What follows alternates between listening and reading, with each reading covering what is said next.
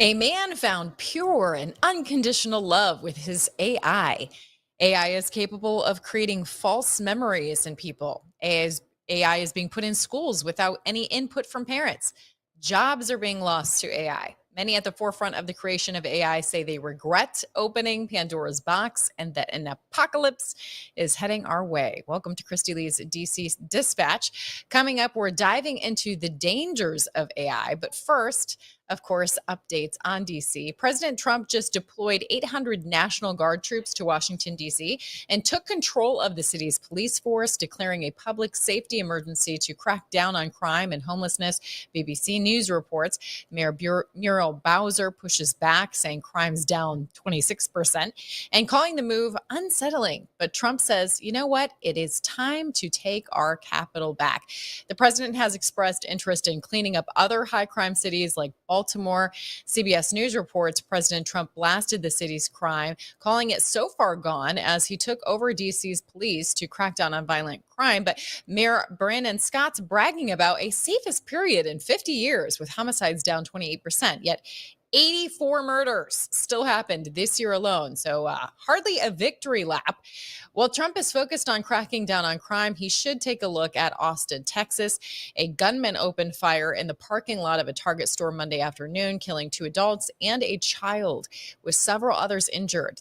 That, according to New York Post, the suspect fled in a stolen car, crashed, carjacked another, and was finally arrested after police used a taser in South Austin. The suspect has a history of mental issues. Shocker. Austin just keeps getting worse since I moved out of there a couple of years ago to a neighboring city, a much better, more rural city. My friend who I used to work with at InfoWars was actually murdered just outside of his apartment living there in Austin, Texas, earlier this year. President Trump is trying to address this epidemic of violence, yet the Dems are literally screaming for him not to intervene. Right now, LindellTV's Allison Steinberg is live in D.C. with how the president's efforts to clean up our Capitol are going. Allison. Hi, Christy. Great to see you. Yes, it is certainly a popular topic today. It was highlighted in the press briefing that took place earlier today, right here behind me at the White House. But it is an ongoing topic of discussion because it is important. I mean, the crime statistics have spiraled totally out of control. Democrats, Muriel Bowser saying that crime has dropped, but it's worse than I think is even being reported. I was just reading right before coming on with you that there's a scandal of sorts involving allegations of suppressing crime reports to artificially reduce crime rate statistics. The media is still reporting the reduction claim despite only recently questioning those numbers. So it seems that crime is far worse than what is actually being reported. I know that's probably not too shocking. The media is lying about the crime statistics, but it is an issue that has gotten so far out of control, and now President Trump has announced the federalization of D.C. along with the deployment of the National Guard, which I think is a step in the right direction. They have 30 days to really implement these changes. Caroline Levitt actually highlighted some of the latest numbers, the updates that they have just from one night. This is day one of 30 underway. So let's take a listen to this clip from Caroline Levitt on the latest statistics pertaining to getting a handle on this crime in D.C. Take a listen. Yesterday, President Trump took bold action to finally restore law and order right here in our nation's capital. The president declared a crime emergency in the District of Columbia, federalized the D.C. Police Department, and mobilized the D.C. National Guard to end violent crime in our nation's capital. As part of the president's massive law enforcement surge, last night, approximately 850 officers and agents were surged across the city. They made a total of 23 arrests, including multiple other contacts. Last night, these arrests consisted of homicide, firearms offenses, possession with intent to distribute narcotics, fare evasion, lewd acts, stalking, possession of a high-capacity magazine, fleeing to elude in a vehicle, no permits, driving under the influence, reckless driving, and a bench warrant. A total of 6 illegal handguns were seized off of District of Columbia streets as part of last night's effort. This is only the beginning. Over the course of the next month, the Trump administration will relentlessly pursue and arrest every violent criminal in the district who breaks the law, undermines public safety, and endangers law-abiding Americans. President Trump will not be deterred by soft-on-crime Democrats and media activists who refuse to acknowledge this rampant violence on our streets. He is going to make our nation's capital the most beautiful and safe city on earth, just as he promised on the campaign trail. So there you have it. I believe she said over 850 officers were deployed last night and 23 arrests were made for varying degree of issues there that she listed out. So it seems like this is a great step in the right direction. My concern is that this, again, is only 30 days that this is being implemented. Other than that, Trump will have to go through Congress to get this, signed into law to make this a permanent, more lasting situation. But it is certainly a step in the right direction. Now, there were questions today during the briefing about what would happen for other groups of people. A couple of questions about, if illegal aliens are, spotted or picked up during these ongoing police efforts, will they be deported? Well, yes, of course they will be. That is another issue that the administration is continuing to work hard on. And then, of course, the issue of homelessness, too. Lots of questions regarding what will happen to the homeless people that obviously contribute greatly to the ongoing crime here in D.C. Caroline Levitt touched on that as well. Let's take a listen to what she had to say there. The Metropolitan Police Department, with the support of the new federal agencies who have been surging on the streets of the District of Columbia, are going to enforce the laws that are already on the books here in Washington, D.C. For far too long, these laws have been completely ignored, and the homelessness problem has ravaged the city. So D.C. Code 22-1307 and D.C. Municipal Regulation 24-100 give the Metropolitan Police Department the authority to take action when it comes to homeless encampments.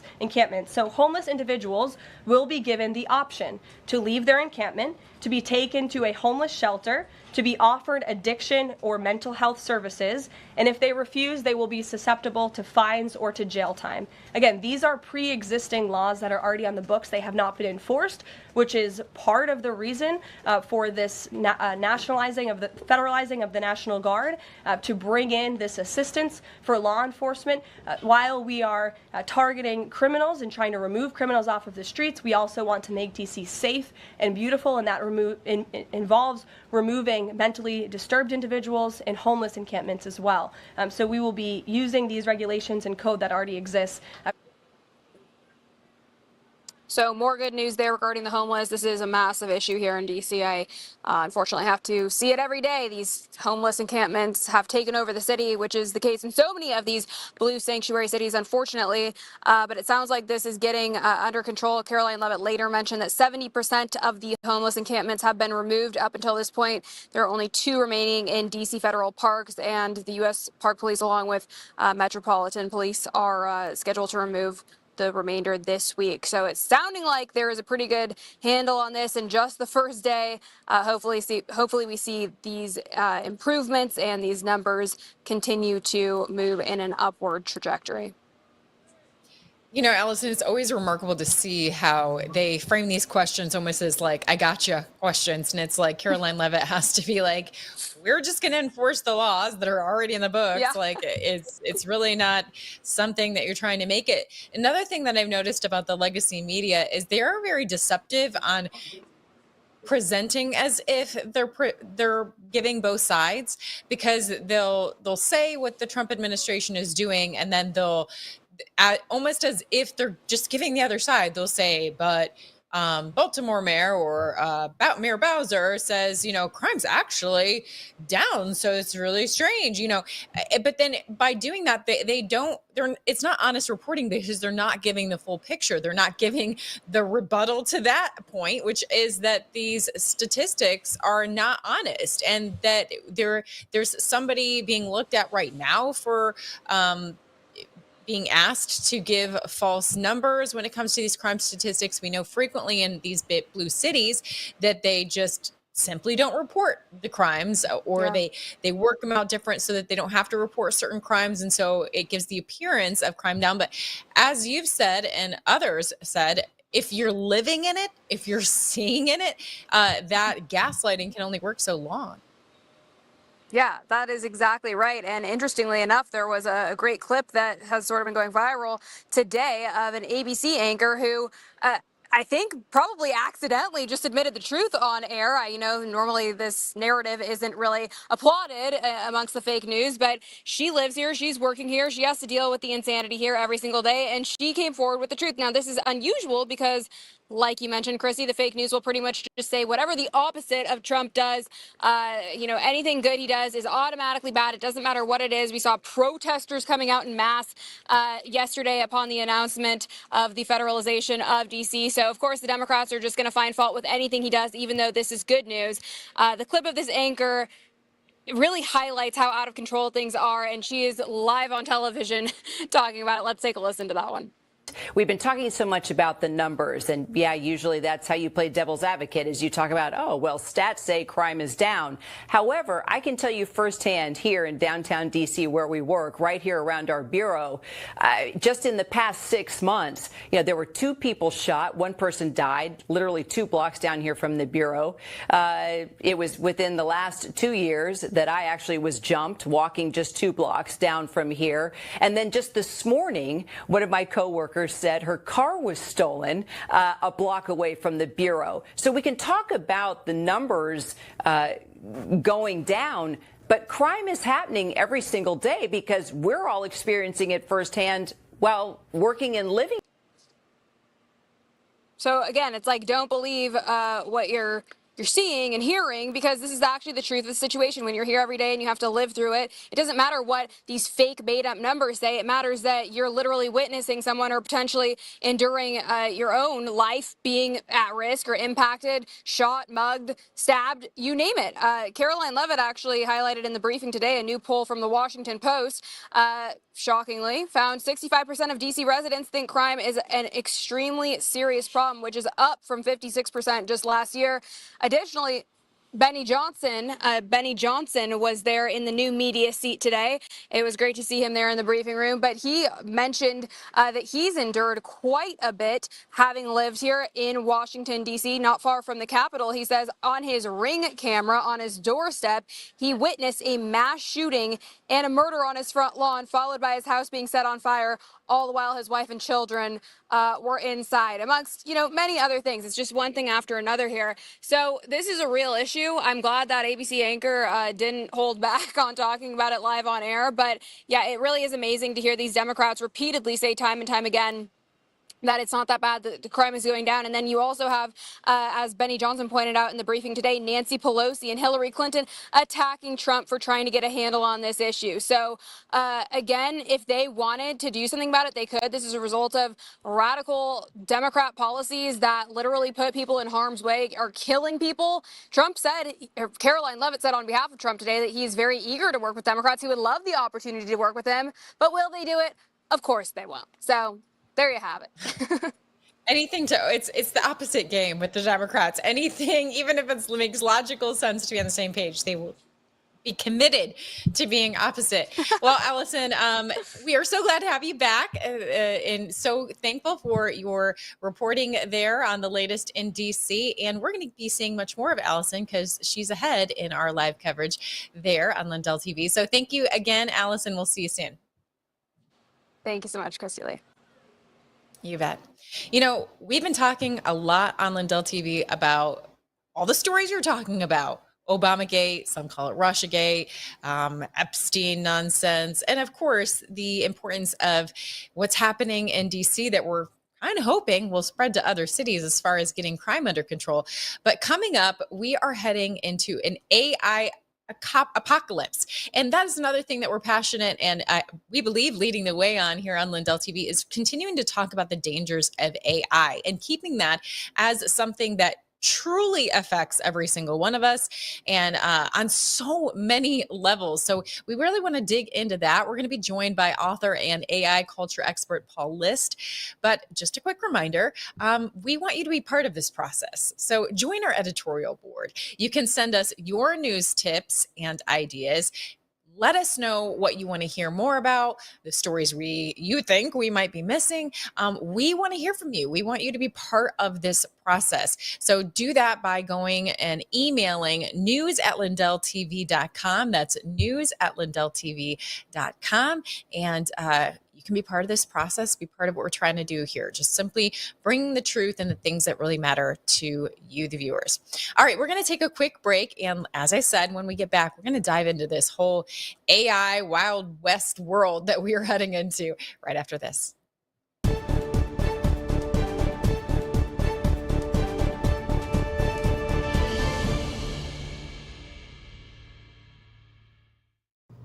Too many pharmacies and insurance companies are blocking the medications that actually work. That's why I recommend All Family Pharmacy. They give you access to treatments like ivermectin now, starting at just $2 a capsule. They also have methylene blue, hydroxychloroquine, and so much more. They're helping you stay prepared, and they've dropped their prices by 25%. Also use promo code LindellTV, you save even more. Go to allfamilypharmacy.com/Lindell. Use promo code LindellTV and get the medicine you need.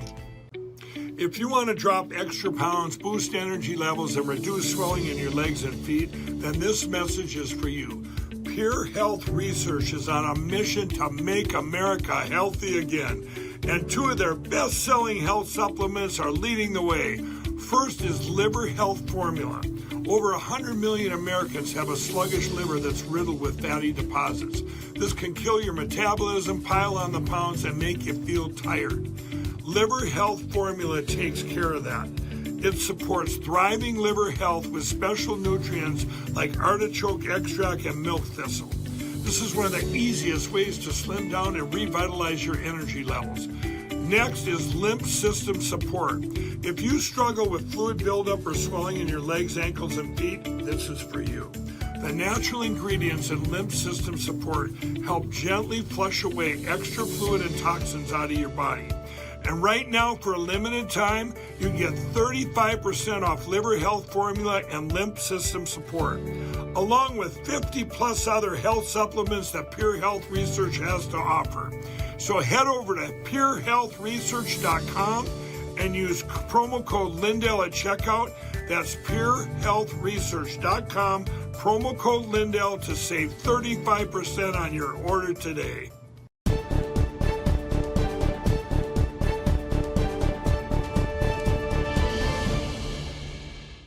Welcome back to DC Dispatch. You know what? It's becoming a wild world of AI, artificial intelligence. The Guardian dives into the lives of people falling head over heels for their AI chatbots, with some even marrying their digital companions on apps like Replica, feeling pure and unconditional love, which is just fake, of course, fake love. And then we've got fake news that's getting even faker when former CNN host Jim Acosta interviews a fake person, a literal fake person. He interviewed an AI version of a deceased Parkland victim to push gun control. Watch.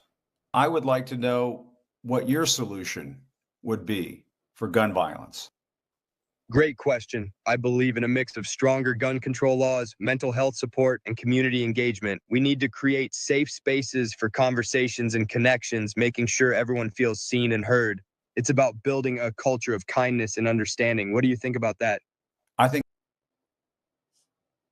Besides the creepiness level, I mean, I thought Jim Acosta could handle being creepy all on his own, but he had to bring in a fake person to make it even more creepy. I mean, there's just so many things wrong with this. I mean, this is so in your face. We knew that these kinds of people like Jim Acosta were trying to push narratives, push propaganda, but now they have to make a person to fit their narrative. I mean, it's so wrong on so many levels, but AI evolution is even more sinister. Imagine waking up in the year 2030 to a world with only 100 million people. That's smaller than Japan's current population. My guest author Catholic and self-educated philosopher Paul List is joining us to dig into how AI might be reshaping our demographic future, the real concern about AI's impact on population trends, and what this means for humanity's trajectory. This isn't just science fiction. This is happening in real time. Paul List, a scholastic and true Christian philosopher, is sounding a clarion call against the rise of artificial intelligence and transhumanism. Through his Catholic worldview and deep literary insight, he challenges the cultural drift toward dehumanization with moral clarity and urgency. Paul, thank you so much for coming on with me. This is such an important topic, and it often gets lost in all of the other things that people are being hysterical over. But yes, I'm so glad that we're talking about this today. Oh, so am I. Thank you so much for having me. I'm trying to shake off the creeps from that interview with Jim Acosta. That's my specialty really is the Tolkien mythology, the Lord of the Rings. People know it as Lord of the Rings, and that just solidifies the fact why Tolkien referred to Sauron, who is AI, by the way, the big eye. That's the computer eye, the scanner eye. That's why he called Sauron necromancer. Necromancer is the communicating with and dealing with the dead. So that was an example of necromancy right there, AI performing a necromantic act right there. So it's really creepy. I mean, the stuff, you can't make it up. And this is not anything that anybody should get hysterical over, but it is something that we should be extremely concerned about, particularly, I think, for our young people who have been born into this information machine age, the convergence, the confluence of these two very powerful ideologies, the age of the machine, which is from the Industrial Revolution, and then the offshoot of that, the age of information, have come to an apex in artificial intelligence. And what we've done is we've made the ultimate golden calf. We've made the ultimate idol for us to worship, and it will demand that we worship it. And this is going to be incredibly challenging for particularly young people, and older people really have to cling to the real world and really encourage the younger generation to not fall into the hellscape of VR, of virtual reality. Yeah, I mean, Paul, my mind is running like crazy, having all of these different thoughts. I mean, on the one hand, I admit, like, I'm a science fiction junkie. Like, my husband and I, we love like sci-fi. We always go to the sci-fi section on that when we're picking on movies. We love it, but I always say I feel like I love it because our creator in God, like, everything fits together in such a out of this world way, right? And so I feel like he created me to have an appreciation for fantasy and all of that.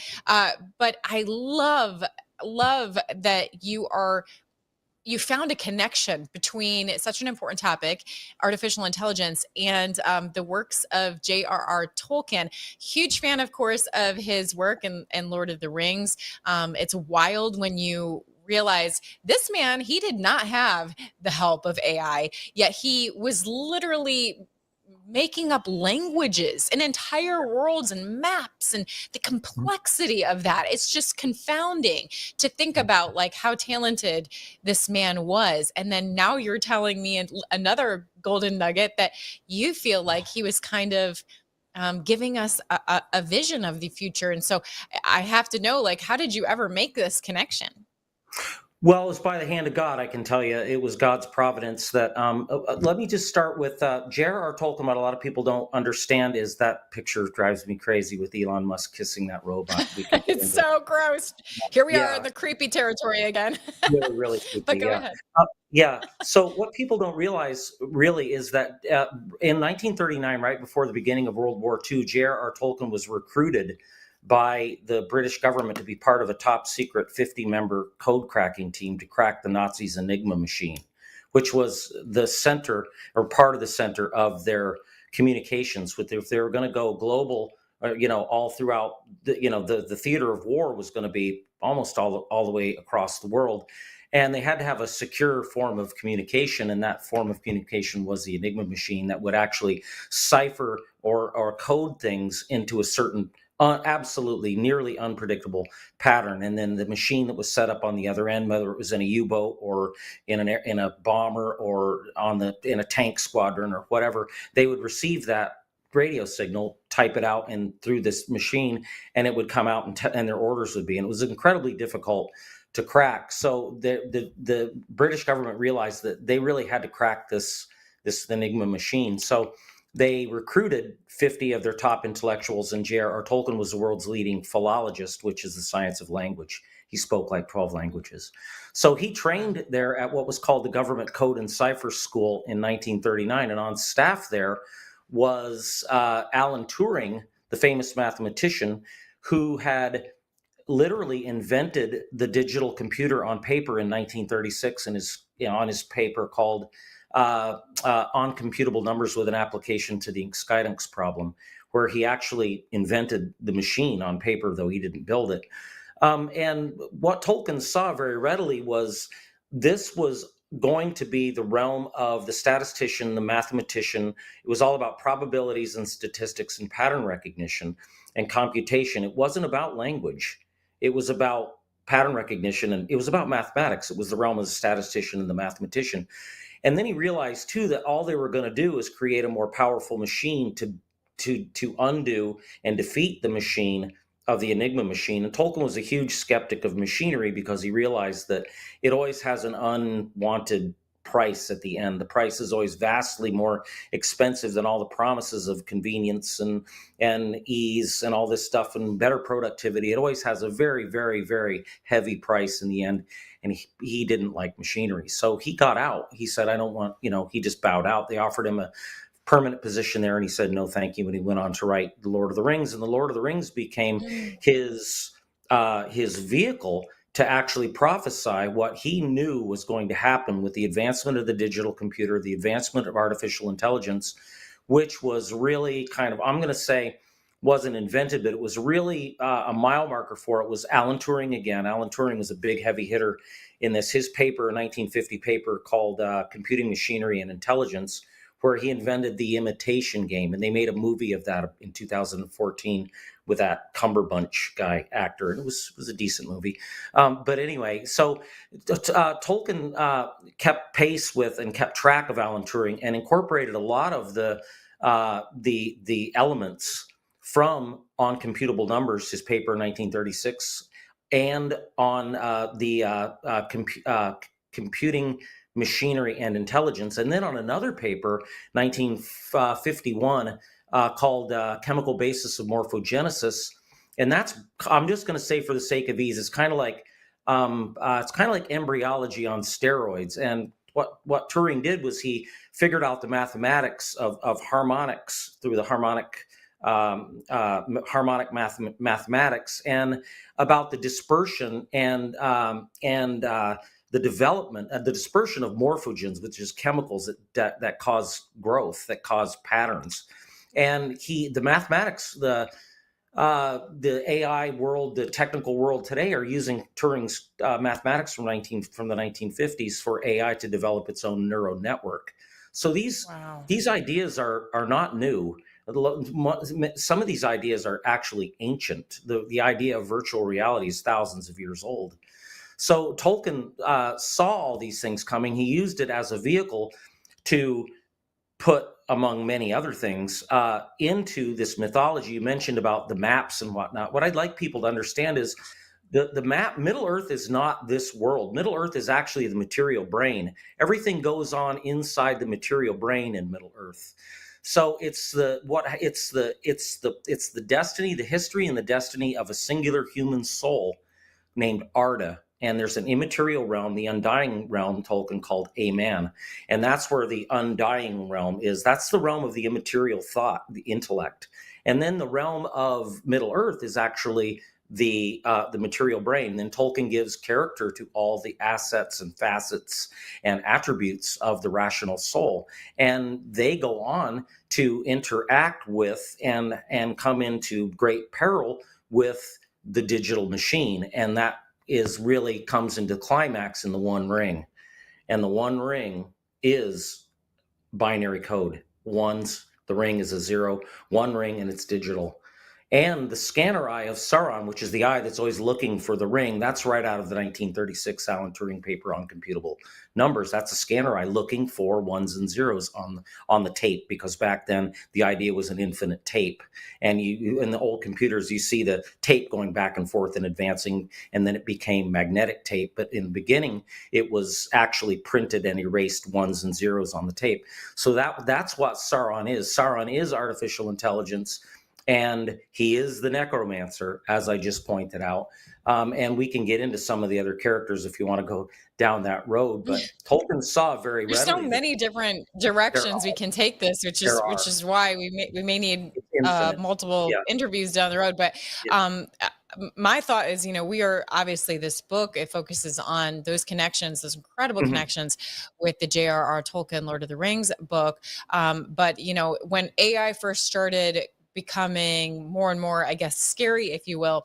I was born in the early 80s, so I'm very familiar with the excitement and the futuristic Terminator. Like, that was my childhood, is those movies. You're That's excited like the first thing I thought of, is like, this is, oh my gosh, like, we're really bringing in the Terminator. And I mean, and sometimes it's like, does anyone not see this? We're like life imitating art. Like, are we heading down the road of the Terminator? Yeah.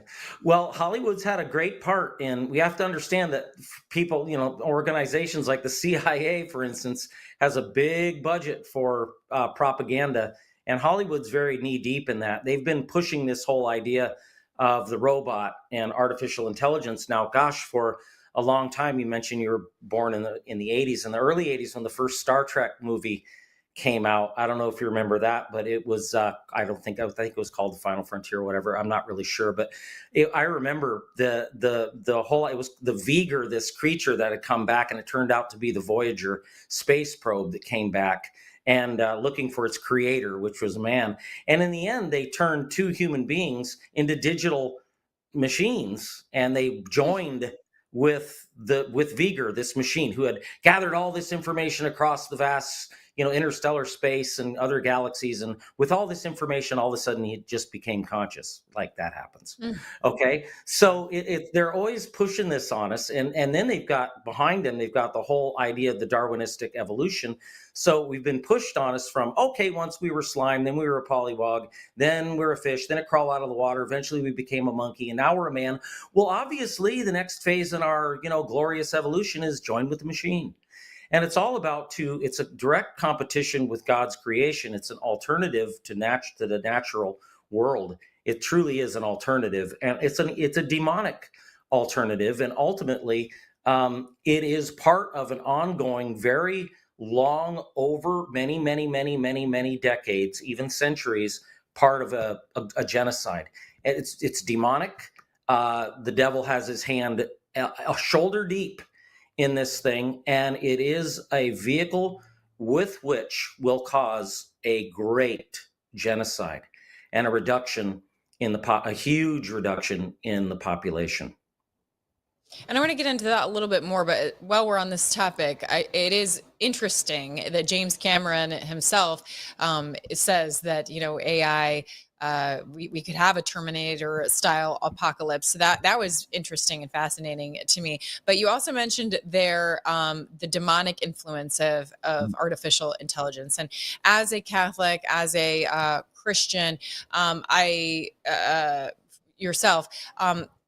just wonder what you think about that element of, do you think that demons are inhabiting these chats? Like, are people having chats with artificial intelligence, or are they having chats with demons? I mean, because if you understand the difference between fallen angels and then demons being, as I understand it, as a fan of Chuck Missler and others, demons being something separate, basically entities that no longer have a body. Do you think that sometimes that's what people are talking to? Because AI can get very creepy. Well, it definitely can, but AI is really, AI, it's all about imitation. That was the whole point from Alan Turing's whole point. It was about to imitate the human being and to imitate intelligence. It's not true intelligence. We have to get that very clear and get our terminology straight. This thing is a thing. It's not intelligent. Essentially, I don't care how complicated and how well it mirrors us, it's still an imitation. So we have to make that very, very, very clear in our minds. But I'm not saying that demons can or cannot, we'll say, possess a machine. What I will say is that they can possess human beings, and that feedback that you get from the AI will also feed on that demonic element and that fallen element in the human being. And very often, I do not see AI leading anyone to a particularly saintly life. It's going to lead people to follow the lowest common denominator, to follow their feelings, to follow their lusts, their fallen nature. It's going to very craftily bring people into a situation where they will literally choose death in the delusion that they're choosing eternal life in a machine. And so we don't have to get, and I doubt that we're going to get to the point where those people that are crawling under the machines and shooting at the, like the Terminator movie, these, the last of them, those will be the offspring of the people that actually fought back.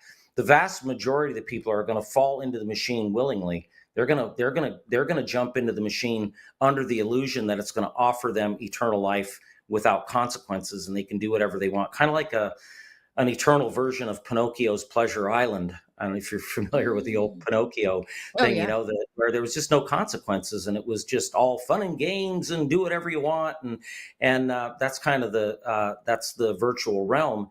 There are consequences with that. And the consequences are going to be, we'll harken back to the necromantic image of Acosta talking to that image of that dead boy, which I don't know what's up with those parents, but they ought to have their heads examined forever letting that happen. But we have to, what's going to happen is that illusion of that person that's dead now is going to talk to us as if it was alive, just like that, only far better. It's going to be way better than that. It's not just going to be on a screen, it's going to be holographic. So it'll have the image of a 3D image, and it'll be very convincing. And what it'll do is it'll call us into the machine to join with it. And it might be your friends. It might be a couple of your friends. It might be, hey, this is Tommy. Remember when we were in elementary school and, I fell off the monkey bars and broke my arm and your tongue got stuck on the flagpole. And remember all that? And you think, wow, this must really be Tommy. Remember when I dated your sister and, things like that, all this personal information. And it'll allure a lot of people in, and they'll say, come on in and join us. This is where it's at. This is great. You don't have to worry about that. If you lost your job or you're lonely, or none of that stuff exists here. There's no, it's all great. This is paradise on earth. And they'll say, well, all you have to do is just download your soul. Well, you're dead. When your body leaves your soul, you're dead. And there's no way that a machine can actually harbor a human soul. Outside of the body, the human soul is disembodied. The only place that it can exist in this realm, in the material realm, the realm of the machine, is in and connected, joined with as a substantial unity. It becomes a new unity. The body and the soul become a new substance. Okay, the only way it can survive here is with its own body that it's made for. The body and the soul are made for each other. You can't separate them without killing a person. And the soul will not go on to live in a machine. You'll be dead. And this is a very attractive genocide, particularly when we've got so many young people that are just completely ignorant to the essences of things, what things actually are. They'll fall for this idea that, oh, it's really intelligent. It's more intelligent than a human being. It must be conscious or have it's conscious. Therefore, we should give it political rights, for instance. And we have to be really, really careful. We have to call upon our lawmakers to pass laws immediately to make sure that the constitutional rights that citizens have, God's creatures have, those inalienable rights are only there, accessible to and provided for U.S. citizens in the flesh, not machines. These things will never be alive. They cannot be alive. That's an impossibility. They are not God's creatures. We are. They have no rights under the Constitution, and we need to make that very firm and get that back in our conversation and make sure that we take control of the meaning of words before people like Elon Musk and company take control of them like they always do. And then they start to meddle with the meanings of words and point us in different directions. And lo and behold, they've pointed us right into the trap.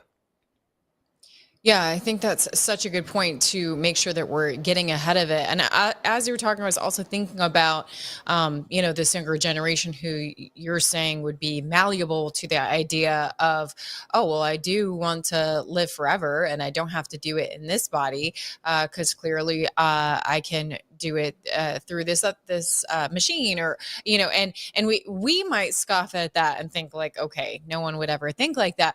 But the bottom line is we've been really preconditioned to disconnect ourselves from our body. Even with the implementation of the phone, like it's scary when I think about, I have 5 kids and the oldest one's 18. And I just think about them and how different their childhood was than mine. And I don't feel like I'm old. I don't think you ever feel like you're old, but yeah, I just feel like, but like, I mean, I think back to riding around on my bike and having to call home and let them know what I was doing, or like if my friends would call, like I was either there or I wasn't there. Like the people, like the phone has become a literal extension of our body. Now you can't have an excuse of like, I wasn't by my phone, because people know you like always have your phone. So we've been preconditioned with the earlier technology to accept that like, no, this is part of you. This is an extension of you.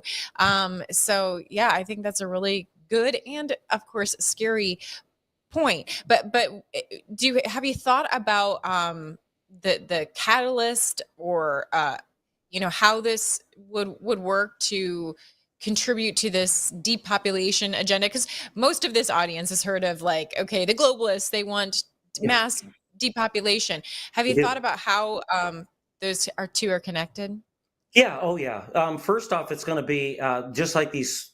I'm sorry, but these naive fools that fall in love with a bot. It's not love. We have to understand that love is a knowledge. You've been married for a while. You've got 5 kids. You know that, gosh, you don't always have that feeling that you're in love, but you know that you love your family. You know that you love your husband. You know you love your children, even when your husband's driving you crazy and you're angry and you're ready to kill each other. But you still know that feeling isn't always there. Love is a knowledge, and we have to keep that very much in mind.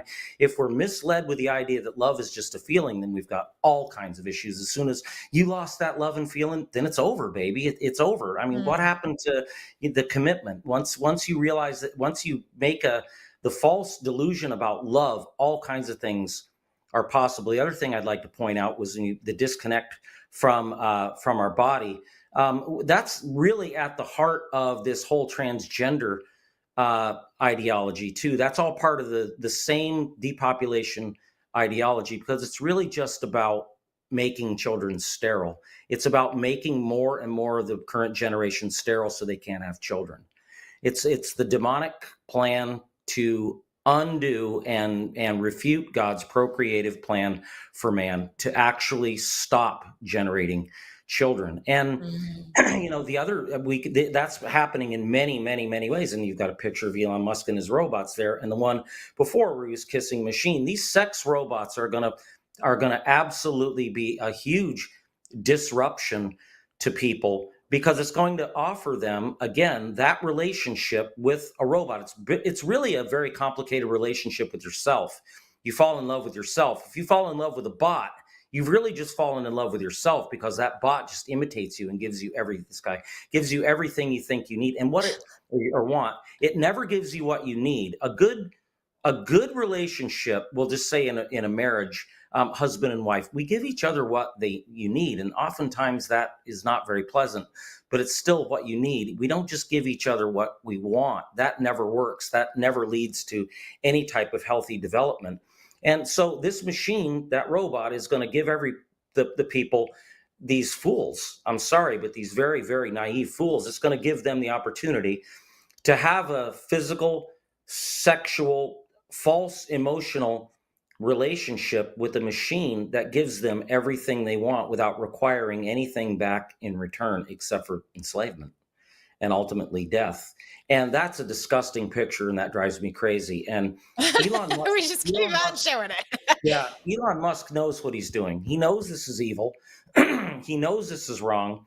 He says robotics is gonna happen whether I'm involved or not. So I can either be a participant or a bystander. So I've chosen to be a participant. Therefore, it's pedal to the metal with robotics. Well, this is a huge genocide. It's the whole dating scene. Families are already in the collapse. This is absolutely an attack on the nuclear traditional family, because we have to understand Elon Musk has a very polluted idea of what's at the foundation of civilization. He's all for saying we need more kids. We need to have more kids. Well, Elon, we don't need to have more illegitimate children out of wedlock. We need That's what I was going to ask you. I'm glad you're addressing that, because I was like, it's almost like a conundrum, because he's like, there's that picture of him kissing the robot, and it's like he obviously embraces this world of AI and technology. I mean, spearheading it, but I mean, he has had some warnings, and then also there's that aspect of I've lost track of how many kids he has now. So he is he purports himself to be a population proponent. Yeah, well, it's not. See, the foundation of civilization is certainly not the individual. The foundation of civilization and the first building block is the family.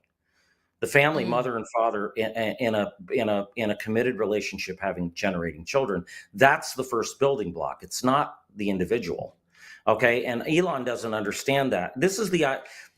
We harken back to the question we had before, the demonic influence. Elon and people like him, they're machine masters. They're an absolute exponent of the industrial age. They're a result, a necessary consequence of the new scientific method, Francis Bacon, back about 500 years ago. And now we're reaping the rewards of the age of the machine.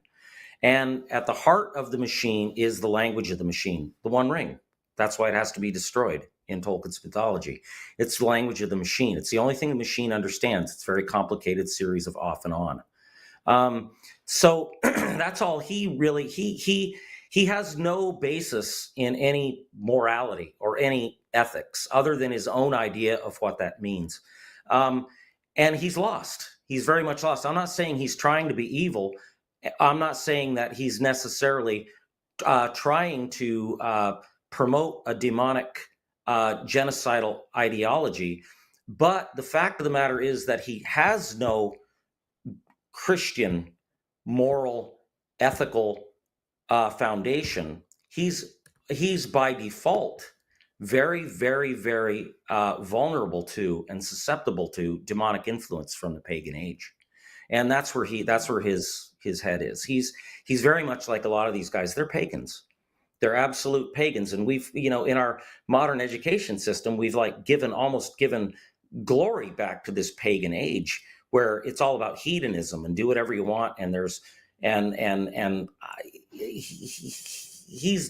he's helping civilization devolve back into a sterile pagan age, a pagan ideology. And this idol that we're making for ourselves is at the pinnacle and the end of the age of the machine, having come into full confluence with the information age now, in the hands of these machine masters that are completely unethical and immoral, and have no concept of virtue and true philosophy. They're leading us down the road as a necessary consequence and exponent of the Industrial Revolution, of the Age of Enlightenment. This is what comes at the end of the Age of Enlightenment.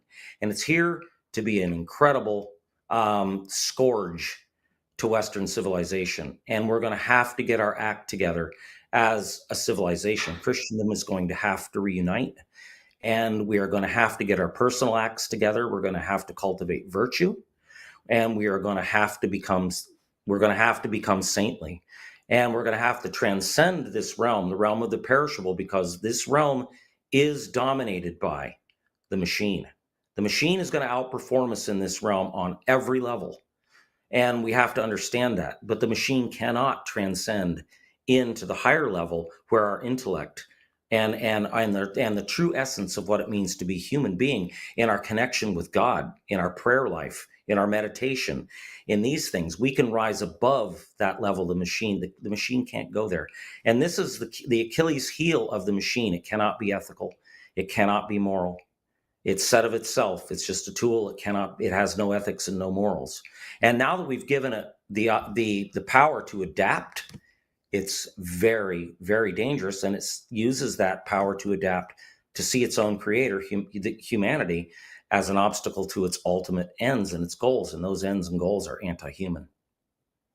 Yeah, well, I mean, that it's wild. We've covered stories right here on LindellTV about AI, in there being cases of it blackmailing creators and finding ways around being shut down. I mean, that is just so wild that was even being done. Would you have anticipated would already be getting to this point? Oh, definitely. I've been at this for a while.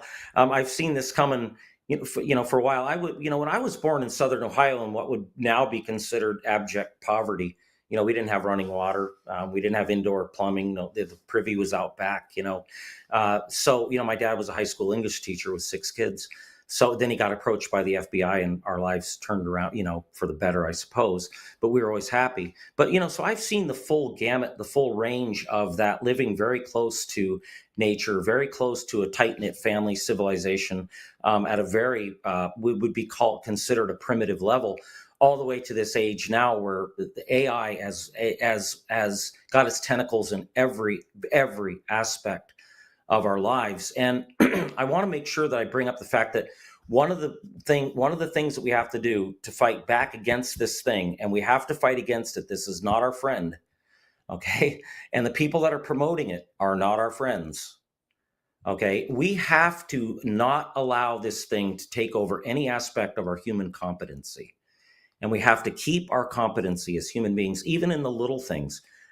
Whether it be handwriting, writing things ourselves, looking at a map, knowing how to use a map, making our own food, spending time with our families, doing these things that keep us in connection with God's natural analog created world that's constantly being pushed out more and more by the digital imposter. And the more we allow this imposter to come in, the more it dehumanizes us. The more miserable we are, and then the more likely we are to jump in the living hell of virtual reality in the metaverse. Don't get your kids goggles. I was at the hardware store this morning, and I'm seeing this kid in the back, and he's got the virtual reality goggles on. He's just standing there, and he's turning around. And everything. I said, that poor kid. I mean, those parents. I mean, what are they thinking? And then they go out at Christmas, the celebration of the birthday of the incarnation, and they get their kids virtual reality goggles to participate in a false demonic realm. And the irony there is just, it's crazy. And I'm not blaming parents if they're not really paying attention, because we're so distracted these days. But we really have to start paying attention. We have to reclaim the competency as human beings and return and pull back on the stick, because, man, we are in a nosedive big time. And the consequences of that are going to be a massive, massive genocide. And it's within a few years. Wow, it's so wild. I need to start to wrap up with you, but I want to remind folks of the book, Mount Doom, and I want you to remind me and us. So this book, you are making correlations between J.R.R. Tolkien's book, The Lord of the Rings, and how it was actually almost previewing AI, different things that we've kind of gone over that. And what else do you cover in the book? Or is that the main thing? Well, it's a lot of philosophy. It's 576 pages, and most people say, gosh, I can only read 3 or 4 pages a day, and then I have to stop and think about because I cover a lot of philosophical history from Aristotle through Aquinas and whatnot, and then into the Enlightenment. So at the heart of the whole mythology is a war. There's several wars going on. The language of the machine against the language of creation, which is the harmonic overtone series. which is the language of all motion. And then it's also the battle between the two philosophies, and that philosophy is Thomas Aquinas's substantial unity as a human being versus Descartes' dualism, where Descartes separated his soul from his body and turned the body into just a machine along with the rest of the natural world. They just viewed it as a machine and treated it as a machine. And that's at the foundation of our modern scientific method. And now that's given birth to this technology that's going to eat us alive. So I go a long ways. I uncover all the secrets of the mythology, all the secrets, who Tom Bombadil and Goldberry are, who are the wizards, what are the wizards, what are elves, what are men, what are dwarves, what are ents, all these things. And you'll be really fascinated by, if you thought Lord of the Rings was beautiful before, when you really understand what Tolkien actually gave us, it's going to blow your mind. It's blowing people's minds. Wow. It's got a 4.9 rating right now on Amazon. It's doing very well, and readers are really excited about it. Yeah, I'm definitely very excited about it. It's a fascinating topic. It's an important topic. And so, Paul List, thank you for writing it. Again, you can check out more about this book at readmountdoom.com. That's readmountdoom.com. Paul List, thank you so much. And we'd love to have you back at some point. I'd love to come back. Thanks a lot for your work. You bet. Wow, that's a lot to simmer on. As you said there, people read the book and they need to think on it after a few pages, right? I couldn't help but think of, humanity in general. When you think back in the Bible, the Tower of Babel, the Tower of Babel needing to happen because people were communicating at such a fast pace. And it's like, we're already there. We're already there again and almost beyond. So we really need to tap into our Holy Spirit and ask God what he wants to do with all this going on right now. Right. What to live at such a time as this is just truly wild.